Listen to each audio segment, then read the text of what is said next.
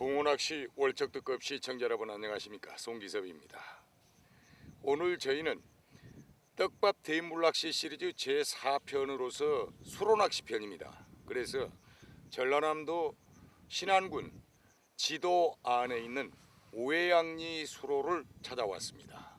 이 외양리 수로는 원래 들 가운데 있는 작은 수로로서 수초가 잘 발달되어 있었습니다만은 4년 전에 이 수로를 파내서 확장하면서 현재는 수초는 없고 수심이 약 3m 정도로서 대형 수로로 개발된 곳입니다. 여기에서 오늘 떡밥 대물낚시이기 때문에 지금까지 모든 대물낚시가 수심이 1m 전후하고 수초를 끼고 있고 이런 데에서만 주로 해왔었습니다만은 떡밥 대물낚시 시리즈 제4편 마지막 편입니다. 그래서 떡밥 낚시는 수심이 좀 있고 수초를 떠나서도 가능합니다. 그래서 오늘은 수심이 약 3m 되고 수초를 벗어나고 깔끔하게 할 수 있는 손맛을 충분히 볼 수 있는 이런 외양리 수로를 찾아서 떡밥 대물낚시 제4편을 진행하고자 합니다. 전라남도 신안군 지도읍에 위치한 외양리 수로는 인근의 복리지와 내양리 수로의 유명세밀려 그다지 알려지지 않은 수로 중에 하나다. 특히 생미끼를 위주로 하는 대물 낚시인의 입장에서 본다면 수초대가 보이지 않고 수심도 깊어 낚시대를 펴기가 쉽지 않은 곳이다. 쉽게 말해 월척이 있을 것 같지 않은 곳. 낚싯대를 펴기가 쉽지 않아 누구도 감히 용기를 내지 못하는 곳이다. 주변에 확실한 월척 손맛을 볼 수 있는 유명세 탓도 있겠지만 겉으로 보이는 초라함 덕분에 붕어 자원이 고스란히 보존되고 있는 셈이다. 그렇기에 누구의 방해도 받지 않고 낚시를 즐길 수 있으며 집어만 제대로 된다면 확실한 마리수 손맛도 즐길 수 있다. 자, 금일 제가 오늘 운영하게 될 낚싯대는 4대를 운영하는데 2.8칸, 3.2칸, 3.6칸, 4.0칸을 운영합니다. 만약에 이런 수로에서 연안에 수초가 발달이 되어 있다면 짧은 데 위주로 하는 것이 좋습니다. 왜냐하면 중앙 수심이 약 3m가 나오고 연안 수심이 1.5m가 나옵니다. 그렇다면 연안 수초가 있다면 짧은 데를 운용해서 하는 것이 유리하겠으나 여기는 현재 수초가 일체 없습니다. 연안에 일부 수초가 있다고 하지만 그건 아주 가장자리에 있기 때문에 그는 뭐 수심 20-30cm 여기에만 수초가 있고 최근에 또 자라난 수초들이고, 그래서 이러한 곳에서는 약간 넓고 중앙 수심이 깊고 수초가 전혀 없고 이런 곳에서 붕어를 집어해서 잡아내기는 대략 3칸대에서 4칸대 이런 정도 긴데 중앙 쪽을 향해 있는 데가 좀 유리합니다. 그래서 오늘 제가 4대를 운영하면서 약간 긴 데 위주로 운영을 하겠습니다. 배수기가 되면 낚시하기가 힘들어진다고 얘기한다. 농번기로 전국 곳곳에 있는 저수지와 수로는 배수를 하기 시작하고 급작스런 수위 변화에 붕어들은 경계심을 갖고 입질을 그치고 만다. 특히 배수기 이전의 산란기는 폭발적인 호황을 보이는 시기라 그 빈자리가 더욱 커져 보인다. 하지만 월척급 대물을 노리는 조사라면 이 시기에도 어떻게든 탈출구를 마련한다.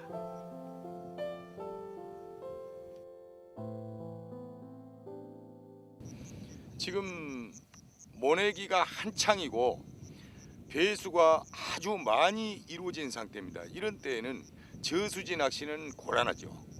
저수지 중에서 농수를 쓰지 않고 물이 살아있는 이런 저수지는 요즘에도 좋습니다.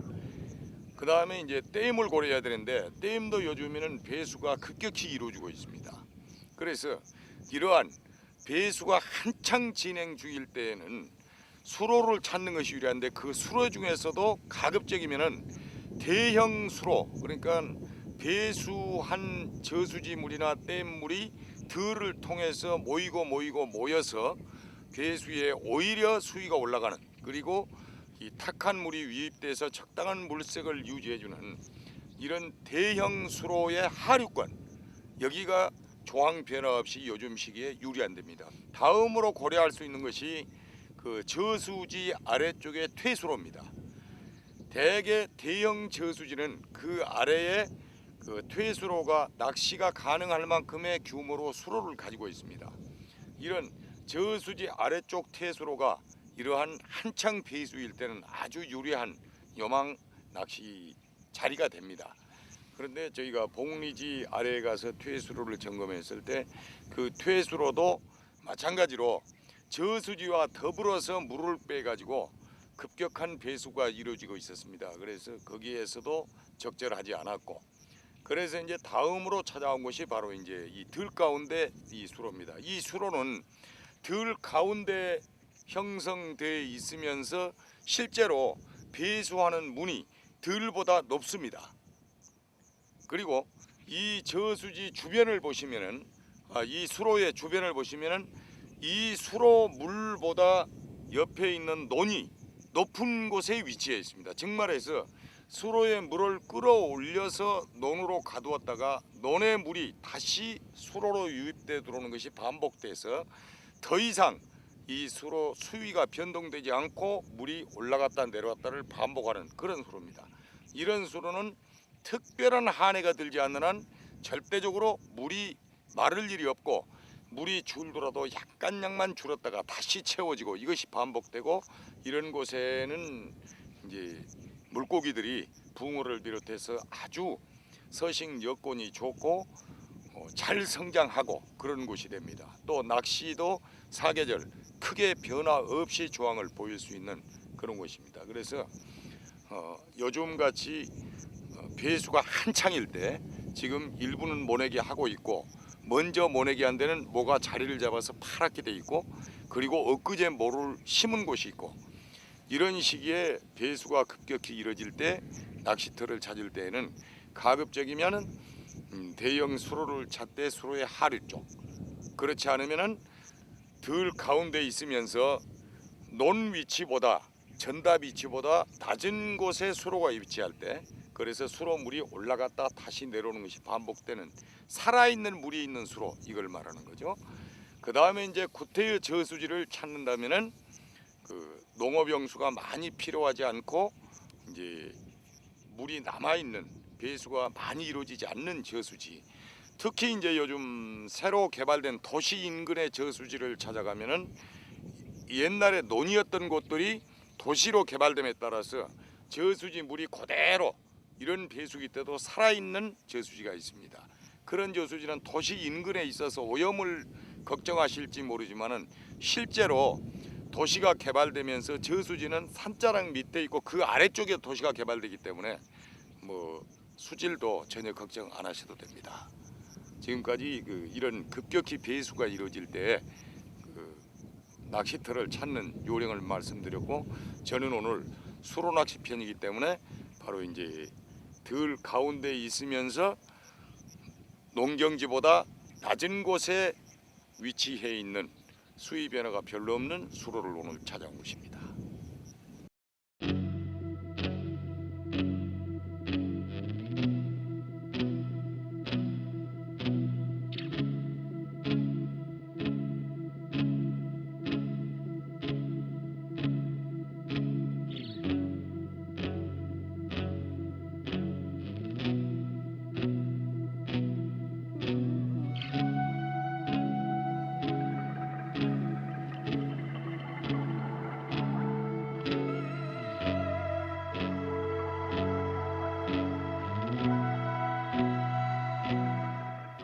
자, 오늘은 떡밥 대물 낚시를 하면서 특별한 손님이 같이 왔습니다.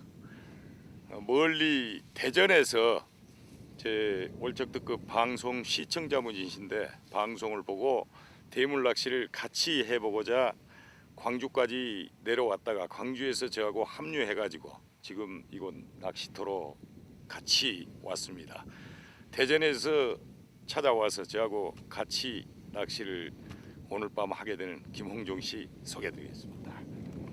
자, 인사하시죠. 안녕하세요, 김홍종입니다. 예. 어떤 프로를 최근에 보셨어요? 평단 선생님이 하시는 월척 특급 주로 보고요. 예. 또 민물 낚시 360 주로 아. 보고 있습니다. 그 월척 특급 중에서 어떤 거 기억나세요? 주로 그 수초 대물 낚시 하시는 아. 기억이 납니다. 주로 이제 저수지 수초 찾아가서 새우나 참붕어 이용해서 대물 낚시하는 장면들. 예. 예. 근데 오늘은 그게 아니고 떡밥 대물 낚시니까 수초하고 전혀 무관한 데서 지금 하는데 믿음이 안 가시겠는데 그러면? 저도 대전 그 근교에서요. 예. 떡밥으로 좀 대물을 잡아본 적도 있습니다. 아 그래요? 예. 예. 안 그래도 엊그제 전화가 왔는데 그 광주에 사는 임춘신 씨라고 그분이 그 떡밥 대물낚시 저수지 편 아마 1편이었을 거예요. 그걸 보고 저수지에 가서 그대로 했는데 39.5cm하고 34cm하고 올척을 잡았다고 고맙다고 전화가 왔었어요. 그리고 인터넷상으로 그 자주 인터넷에 올라오는 문운탁 조사라고 내 지금 어디 사시는 분인지도 모르겠는데 그분이 또 떡밥 대물낚시 옛날 칠암지 편 영광에서 한 게 있었는데 그거 보고 그대로 했는데 올척을 만났다고 그 인터넷에 또 올려놨더라고.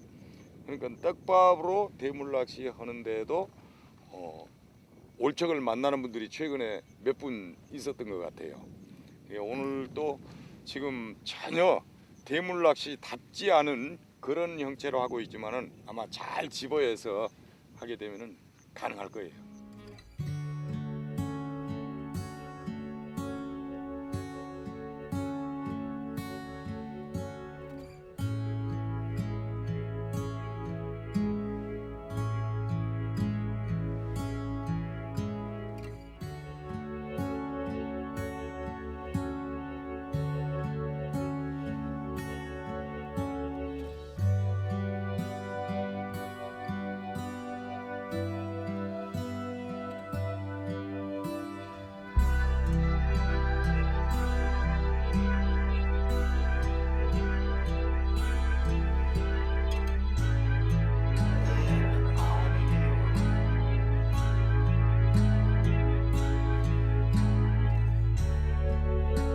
자, 저녁 식사하고 이제 케미컬 라이트 끼워서 본격적인 밤낚시로 돌입했습니다. 밤낚시 지금 시간 오기까지 아직까지 특별한 입질은 없습니다. 이 떡밥 대물낚시에서는 지난번 강낚시 섬진강에서 했던 때처럼 집어가 되면은 잔챙이부터 그러니까 5치, 6치급 이상 되면은 간혹 한 마리씩 나오다가 나중에 입질이 뜸해지면서 대물이 나오는데 아직까지 집어가 안 된 것 같습니다. 제가 오늘 저하고 같이 낚시 다니는 회원들하고 한 10여 명이 와가지고 저는 이제 시리즈가 떡밥 대물 낚시고 이번에 수로편이기 때문에 이쪽 수로를 대전에서 오신 두 분하고 같이 찾아왔는데 실제 이제 우리 회원들 8명, 9명이 지금 복리지에 있습니다. 여기서 한 10분 거리 되는데 근데 방금 복리지에서는 수초를 직공한 회원들이 월척 한 수하고 준쪽 2수가 나왔다고 전화가 왔습니다. 복리지는 제가 와서 돌아보니까 근간 비에 빠졌던 물이 다시 만수 상태로 지금 돼 있었습니다. 상황이 아주 좋았습니다. 만약에 떡밥 대물낚시 수로편이 아니었다면 저도 그쪽에서 대물낚시를 아마 했을 겁니다. 그런데 이번에 수로편이기 때문에 두세 군데를 둘러보고 지금 여기에 자리했는데 아직까지 집어가 안 되고 입질이 없습니다. 따라서 지금 대전에서 여기까지 저를 찾아서 같이 오신 분들도 아직 아마 입질이 없을 겁니다. 저하고 약간 떨어져서 제가 이 촬영 때문에 조명에 영향을 줄까 봐 약간 조명 영향을 안 받는 위치에 지금 가 있는데 아마 입질이 없을 겁니다. 그러나 이렇게 입질이 없는 상태에서 이 수심에 이 규모의 수로에서 아마 뜨문뜨문 입질이 들어오면은 틀림없이 씨알은 좋은 씨알이 올 것이고 이런 경우에는 대개가 무거운 입질이 오면은 올책일 확률이 대단히 높습니다. 또 만약에 입질이 없이 간다면은 이대로 아침을 맞을 수도 있겠지요. 워낙 수로가 방대하게 이렇게 돼 있는 상태에서 이쪽으로 접근 안 하면은 그거는 뭐 천하 없어도 잡아낼 수가 없는 거니까요. 하여튼 밑밥질 계속 하면서 입질 시간을 계속 기다려 보겠습니다.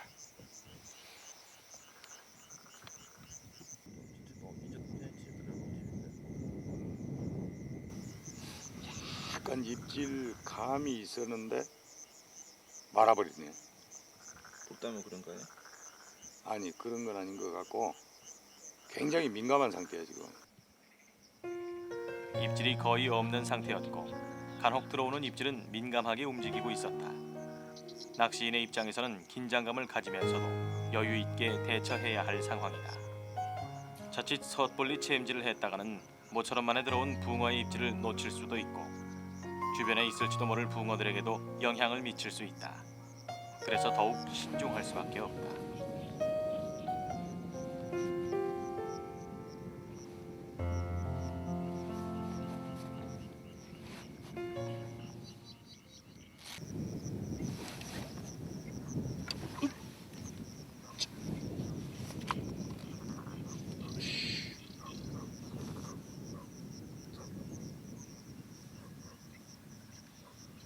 자,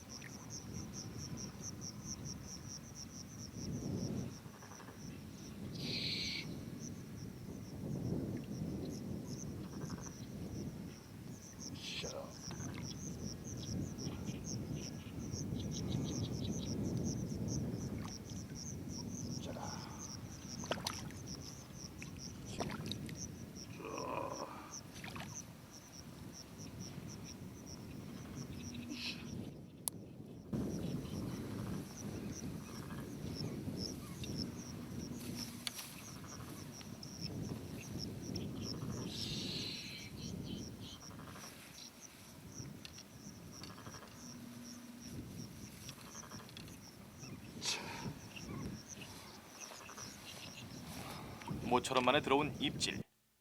한 번 입질에 강한 채임질을 했더니 제법 쓸만한 붕어가 걸려들었다. 어림잡아 보아도 준척급 이상. 턱걸이급 월척으로 보아도 무난할 정도로 굵은 씨알이다. 자, 턱걸이급 글쎄요. 이 정도면 한 30일 그런 정도 되는 거 한 마리 나왔습니다.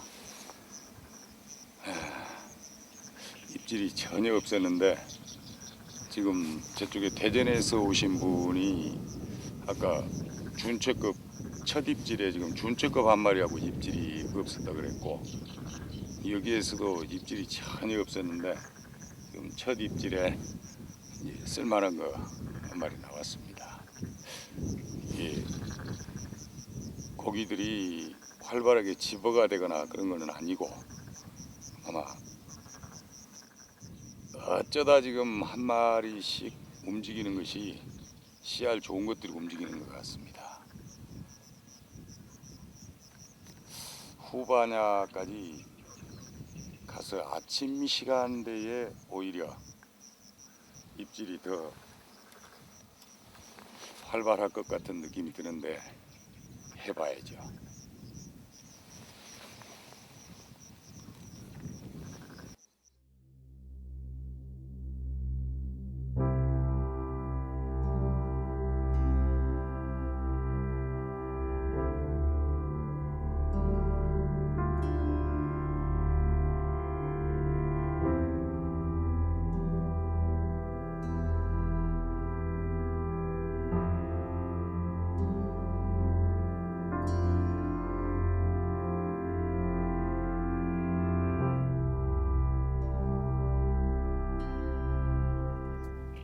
자, 오늘은 낚시에 관한 상식이랄까 지식이랄까 하는 얘기를 한 가지 하겠습니다. 웬만큼 낚시를 접해서 하게 되고 자기 스스로 채비를 하게 되면은 가장 먼저 하는 것이 바늘 묶는 겁니다.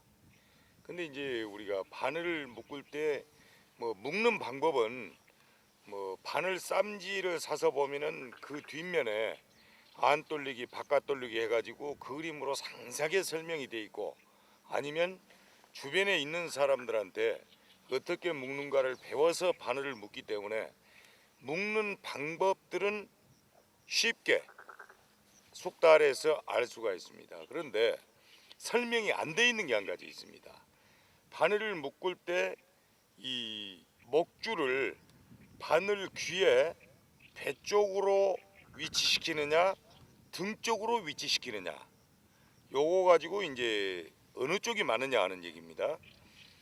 얼마 전에 한 5, 6년 전에 어떤 사람이 글을 쓰면서 바늘을 배 쪽보다는 등 쪽으로 목줄이 가게 매는 것이 대물 낚시에는 훨씬 유리하다, 이렇게 글을 쓴 적이 있습니다. 저도 그 글을 보고 실험을 많이 해봤습니다. 왜냐하면 제가 생각하는 거하고는 약간 차이가 있었기 때문이죠. 근데 바늘이 만들어져 나올 때 바늘 귀를 보면은 바늘 귀가 이렇게 돼 있죠. 반듯이 돼 있는 게 아니고 이렇게 수직선상도 본다면은 여기가 배고 여기가 등이라고 봤을 때 바늘 귀가 이런 식으로 배가 초승달처럼 뒤로 누우면서 등이 각을 이루고 있습니다. 항상 바늘귀는 이렇게 귀 부분이 뒤로 제껴지면서 배 부분이 밋밋하게 이렇게 되어 있습니다. 그건 왜 그러느냐? 목줄을 바늘을 묶었었을 때 이 바늘 귀 끝에 이 부분은 금속 부분이죠. 여기에 목줄의 손상을 첫째는 방지하기 위해서 이 밋밋한 부분, 이 부분에 접촉면을 주기 위해서 뒤로 제껴 놓은 겁니다. 그 다음에 두 번째는 이 배 부분이 이렇게 돼 있음으로써 고기가 바늘을 입속에 흡입하고 챔질할 때 필요한 역할을 해주게 되어 있습니다. 이게. 그리고 등 쪽은 역할에 크게 관련이 없기 때문에 뒤로 제껴 놓은 겁니다. 만약에 목줄이 등 쪽으로 가 있다 그러는데 그런 상태에서 목줄이 빳빳하게 등에 닿아서 힘을 쓴다면은 이 날카로운 금속 부분에 의해서 목줄이 많이 손상이 갈 겁니다.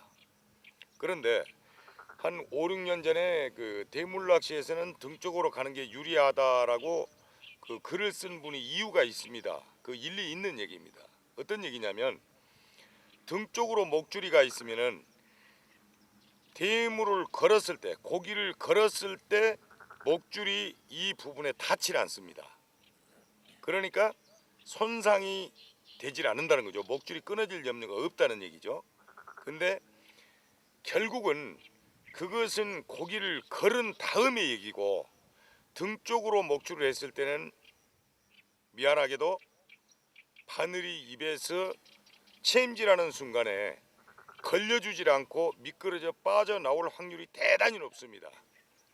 그 왜 그러는가? 그거를 제가 이제 지금 실험을 통해서 보여드리겠습니다. 자, 이거는 이제 어떤 것도 좋습니다. 종이컵도 좋고 아무데나 실험을 이제 여러분들이 해보시면 됩니다. 자, 이 바늘 2번 가지고 제가 지금 하나는 목줄을 배 쪽으로 하고 한쪽은 등 쪽으로 가게 지금 조종을 돌려서 해놨습니다. 자, 이 바늘은 목줄이 이제 등 쪽에 있습니다. 목줄이 배 쪽으로 나온 게 아니고 등 쪽으로 돌려놨습니다. 자, 이렇게 등 쪽으로 있을 때 붕어가 먹이를 흡입했을 때 붕어 입은 입 속은 대단히 약하지만은 바늘이 미끄러져 나오다 걸립니다. 그럴 때 이 등 쪽으로 목줄이 가 있게 되면은 이게 순간 충격에서 이렇게 나올 때 미끄러지고 쉽게 걸리질 않습니다. 왜 그러냐? 바늘이 이렇게 엎어진 상태가 됩니다. 끝이 닿는 순간에 바늘이 이렇게 엎어진 상태가 됩니다. 그러니까 바늘이 엎어지질 않고 이렇게 서줘야 끝이 뚫고 들어가는데 닿는 순간에 미끄러지면서 엎어진 상태가 이렇게 되니까 뚫고 들어가지는 못하고 미끄러져 이렇게 나오는 겁니다. 여러분들이 실험해 보시면은 극명하게 알 수 있습니다. 자, 그러면 배 쪽으로 돼 있는 바늘은 어떤 현상이 나느냐? 배 쪽으로 돼 있는 이 바늘은 목줄이 배 쪽에 있기 때문에 긁어내는 순간에 목줄이 요 귀에 딱 접촉이 되면서 바늘이 더 이상 눕지 못하도록 딱 잡아줍니다. 그렇기 때문에 바늘 끝이 미끄러지질 못하고 이렇게 걸립니다. 바로 이렇게 걸립니다. 이게 미끄러운 비닐봉지인데 다시 해볼게요. 자, 이 상태에서 긁으면 바늘이 이 바늘이 목줄이 배를 잡아버리니까 여기에서 더 엎어지질 못하고 목줄이 배에 딱 닿아가지고 바늘을 세워줍니다. 그러니까 이렇게 걸리게 되는 겁니다. 그래서 붕어가 입에 먹이하고 같이 바늘을 흡입했다가 챔질하는 순간에 목줄이 바로 고추 딱 쓰는 거죠. 그때 이런 상태에서 목줄이 등으로 가 있으면은 바늘이 이렇게 엎어져야 되는데 이렇게 엎어지질 못하고 요것이 잡고 목줄이 빳빳이 있으니까 더 이상 엎어지질 못하고 이게 휘어지질 못하고 그대로 올라오는 겁니다. 그러면서 바늘 끝이 뚫고 나오는 겁니다. 근데 요 등 쪽으로 가 있게 되면은 바늘이 끝에 어떤 힘이 약간이라도 가면은 이렇게 눕게 됩니다. 이렇게 눕게 되니까 귀하고 목줄하고 이탈이 되는 거죠. 그런 상태에서 미끄러져서 빠지는 겁니다. 그래서 잘 안 걸리죠. 그렇기 때문에 고기를 잡는 것은 걸은 이유가 문제가 아니고 허챔질 없이 일단 거는 것이 문제죠. 목줄이 약간의 만약 손상이 간다면은 그 손상 가는 목줄은 자주 갈아주면 되는 겁니다. 그런데 바늘을 만들 때 그것 때문에 바늘 배 쪽은 뒤로 이렇게 제끼면서 이 부분을 아주 매끈하게 다듬어 놨습니다. 따라서 여기에서 목줄이 상한다는 것은 제가 볼 때는 넌센스입니다. 오히려 귀에 날카로운 부분 뒤로 제껴진 끝부분 여기에 목줄이 닿으면 손상이 많이 되지만은 이 배 쪽은 이 끝이 닿는 게 아니고 배 미끌미끌한 부분 이 원을 이루고 있는 이 부분에 가서 목줄이 닿기 때문에 실제로는 그렇게 큰 손상이 가지 않습니다. 그래서 바늘을 묶을 때 이제 초보 수준을 벗어나면서 스스로가 바늘을 묶어서 다 쓰게 되는데요.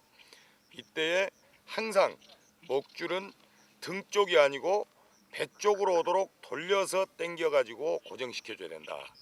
그래야 이 붕어가 떡밥하고 흡입했을 때 이 바늘이 미끄러져 나오질 않고 이 목줄이 바늘을 이렇게 고추 잡아줌으로써 제대로 그 붕어 입에서 미끄러져 나오다가 바로 입 자바라 쪽 이 연골이 있죠. 거기에 이게 굴곡이 있습니다. 거기에서 걸리게 된다는 겁니다. 그래서 이제 여러분들이 바늘을 묶어서 쓰실 때에 항상 목줄에 마무리할 때에 목줄은 바늘 등 쪽이 아니고 배 쪽에 위치하도록 마무리를 해주셔야 된다. 시중에 파는 바늘들도 다 배 쪽으로 되어 있습니다. 그거는 이러한 이유가 있기 때문에 배 쪽으로 다 고정시켜 놓은 겁니다.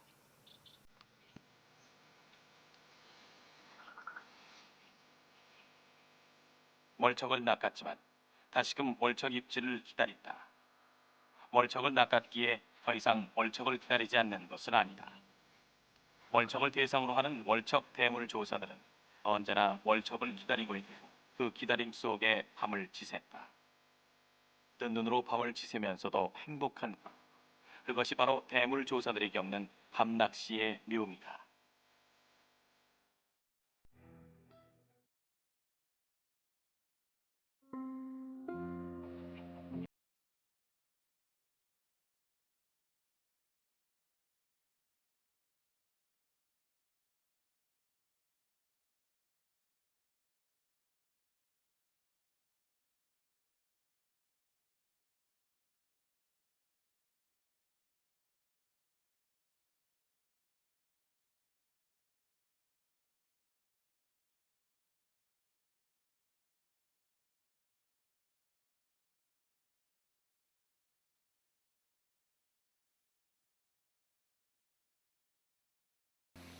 밤을 새고 이제 날이 밝아서 해도 이제 어느 정도 떠올랐고, 그동안 떡밥 대물낚시를 진행하면서 1편에서 월척 한 수 만났었고 2편, 3편은 이제 못 만났고, 그리고 오늘 4편째 하면서 월척 한 수 만났습니다.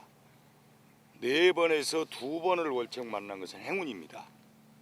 이거는 생미끼 대물낚시를 수초를 공략하면서도 실제로는 4번 했으면은 1번 정도, 많으면 2번 정도 이렇게 만나는 것인데, 떡밥 대물낚시 하면서 4번에 2번을 만났다는 것은 큰 행운입니다.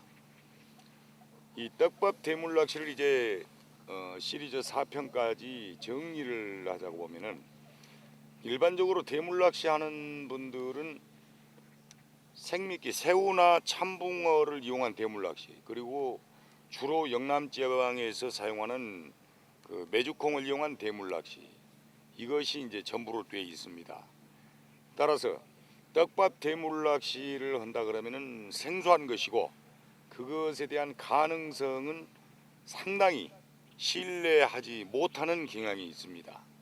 그러나 떡밥 대물낚시를 꾸준히 시도해 보면은, 전에도 얘기했습니다마는 이 확률은 대개 보면은 한 10회에 1회 정도의 확률이 있습니다. 그러니까 2~3달 동안 떡밥만 가지고 마리수가 아니고 대물낚시를 하겠다고 열심히 낚시를 다닌다면은 월척 한 수 정도는 만날 수 있는 확률이다, 이렇게 말하겠습니다. 이 메주콩 가지고 대물낚시를 하면은 메주콩이 풀림이 있는 것도 아니고 고형 그대로 미끼입니다. 그런데도 CR 선별력을 가져서 월척을 잡습니다. 그렇다면은 떡밥 대물낚시를 할 때에도 잘 풀려서 흡입하기 좋게 하면은 잔챙이 마리수 낚시가 그야말로 떡밥 낚시가 되겠죠. 거기에서 조금 더 크고 단단하게 풀림이 늦게 이렇게 해놓으면은 아예 안 풀리는 메주콩보다는 조금 먼저 입질이 들어오니까 6치, 7치 이러한 붕어들도 입질을 종종 하고 나오겠습니다만은, 그러는 중에 메주콩 대신 약간 덜 풀린 상태에서 이 잔챙이 붕어들이 흡입할 수 없는 상태일 때 큰 붕어가 접근이 돼서 시간을 벌어주면은 그거를 흡입하고 이제 나와 주는 겁니다. 그것이 떡밥 대물낚시입니다. 그러니까 떡밥 대물낚시가 과연 가능하냐, 이렇게 의문을 갖는다면은 아예 차라리 메주콩처럼 안 풀릴 만큼 단단하게 해가지고 대물낚시를 해보시면은 아마 대물을 만나고 그 다음에는 신뢰가 가실 겁니다.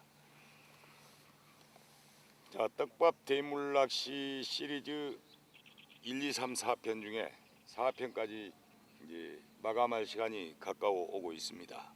단지 어젯밤에 입질 단 한 번에 지금 턱걸이급 한 수 만났고, 2번째 사실은 입질이 있었는데 그 입질에서는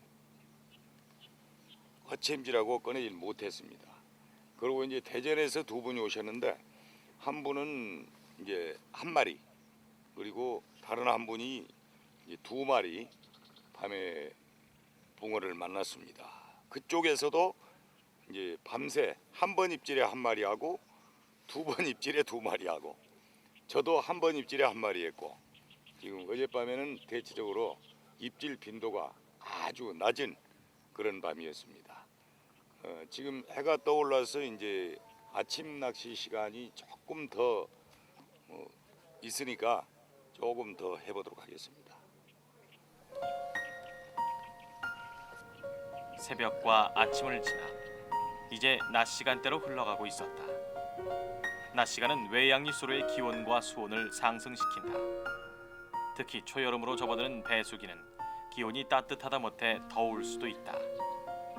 밤새 쌀쌀한 기온과 싸웠다면 이제는 더위와 싸워야 할 때다. 그만큼 대물 낚시인에게는 많은 장애물이 뒤따르게 마련이다.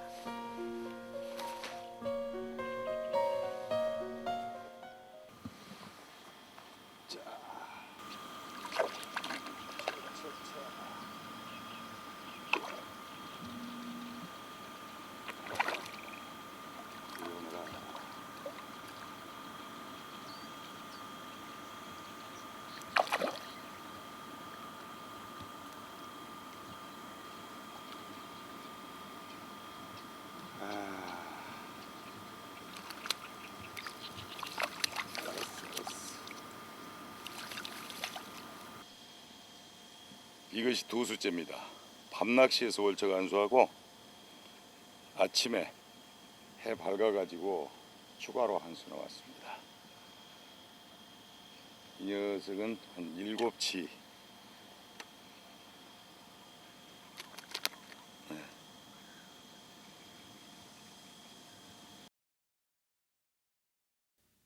대전에서 온 김홍종 조사는 어떻게 되었을까? 그 역시 살림망에 무언가가 들어있었다.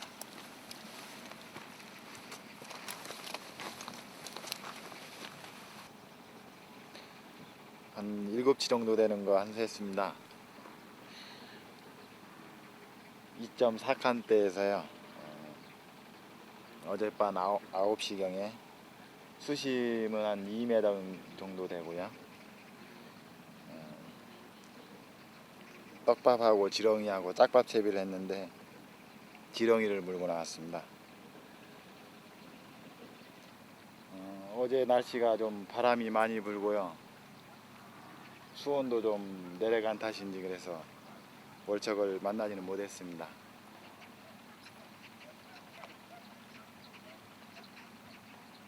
제가 원했던 월척이 아니기 때문에 자연으로 돌려보내겠습니다.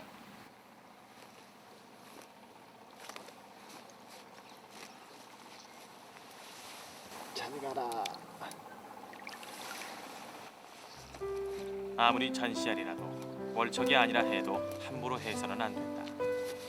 놓아줄 때도 정성스럽게 놓아주는 것은 누가 봐도 붕어를 소중하게 여기고 사랑하고 있다는 증거가 된다. 낚시를 모르는 이들이 보면 놓아줄 걸 뭐하러 잡느냐 할지 모르지만 낚시인 시각에서는 낚는 손맛 그 자체가 의미 있고 가치 있는 것이다.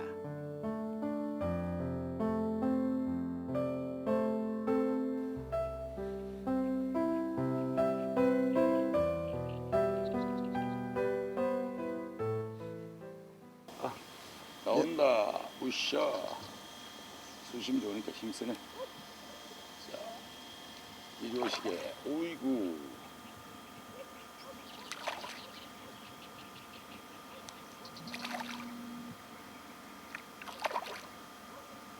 알았어.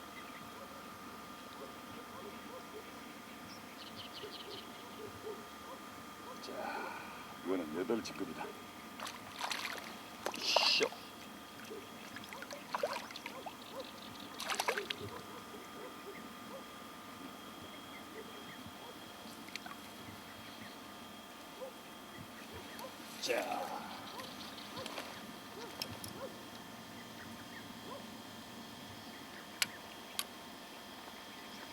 자, 8치급 나왔습니다. 떡밥 대물낚시 마감편인데 마감 시간 다 돼가면서 녀석이 또 얼굴 보여줍니다. 어이구, 거의 준책에 해당되는 놈입니다. 이 정도면은 27,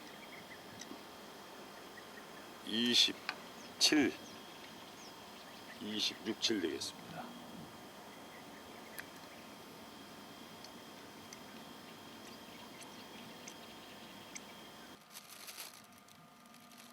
자, 떡밥 대물낚시 1박 2일 하면서 어젯밤부터 아침까지 얻은 조가입니다.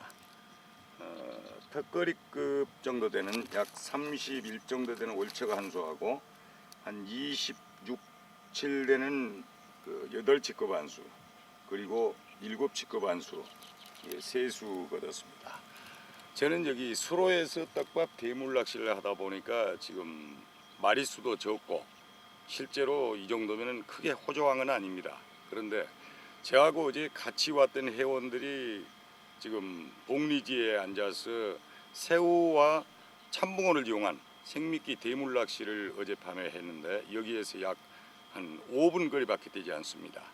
거기에서 중간중간 저에게 이제 연락 온 걸로는 아마 월척급이 7, 8수 그 정도 하고 준척급하고 해서 다수 획득한 것 같습니다. 그래서 여기에서 우리는 오늘 낚시를 마감하고 복리제 회원들하고 어차피 합류를 하니까 거기에 가서 생미끼를 이용한 대물 낚시 하룻밤 조과를 확인하도록 하겠습니다. 생미끼를 시도한 무지개 조 회원들은 어떻게 됐을까? 외양리 수로에서 5분 거리에 있는 복리지를 찾았다. 복리지에서는 거의 철수 직전 상황이었고 밤새 조항을 체크하고 있었다. 어디 봐. 생미끼 낚시한 사람들 조항 좀 봐. 월척들 꺼려봐. 뭐 저마다 쓸만한 씨알의 붕어들을 낚아내고 있었고 하나같이 준척급 이상의 붕어들이 즐비하게 진열돼 있었다. 하는데도 자꾸 그랬으니까 내가 나는 어디까지 눈으로 본 거니까. 안 돼요, 봐. 딱 29잖아. 내가 모자란다고 했잖아. 지금 월척이 확실히 되는 거는 요거야. 요거는 확실히 돼. 봐. 요것도 30.8. 그러나 씨알 좋은 고기가 나오기는 꽤 나왔네. 쌍둥이 된다. 응. 딱 이거에 30. 자, 저는 수로에서 떡밥 대물 낚시를 했고요.